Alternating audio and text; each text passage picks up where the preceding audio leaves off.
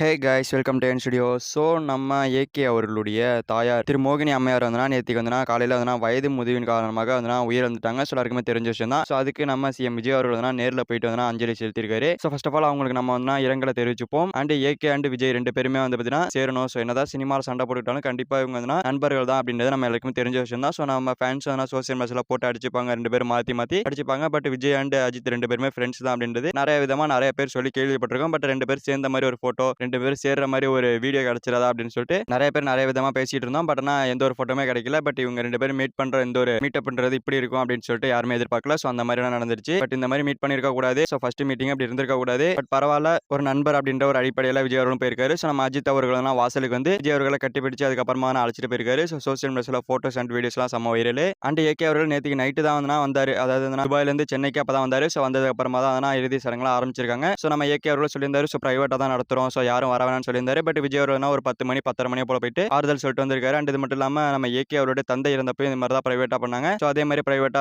நடத்துறாங்க. ஸோ இது வரைக்கும் போன பிரபலங்கள் தான். ஸோ இனிமேல் யாரும் போறதுக்கான வாய்ப்புகள் கிடையாது. மேபி நம்ம ஏகே அவர்கள் ஓகே சொன்னா மட்டும் தான் போறதுக்கான வாய்ப்புகள் இருக்கு. ஸோ அந்த மாதிரி தான் இருக்குமே தவிர அந்த அளவுக்கு அதிகமாக போக மாட்டாங்க. ஸோ இன்னைக்குள்ள எல்லாமே முடிஞ்சிடும். ஸோ அவங்கள இறுதி சடங்கு பண்ணிடுவாங்க அப்படின்னு சொல்லப்படுது. நல்லபடியாக நடக்கட்டும். ஸோ அவங்க ஆத்மா சாந்தி அடைய நம்ம வேண்டிக்கலாம். ஓகே ஃப்ரெண்ட்ஸ், நம்ம தளபதி விஜய் அவர்கள் நம்ம ஏகே அவர்களுடைய தந்தை இறந்ததுக்கு போயிட்டு ஆறுதல் சொல்லிட்டு வந்திருக்காரு. ஸோ இதை பத்தி நீங்க என்ன நினைக்கிறீங்கன்றதை கமெண்ட்ல சொல்லிட்டு போங்க. தேங்க்யூ ஃபார் வாட்சிங். அடுத்த வீடியோல பார்க்கலாம். தேங்க்யூ.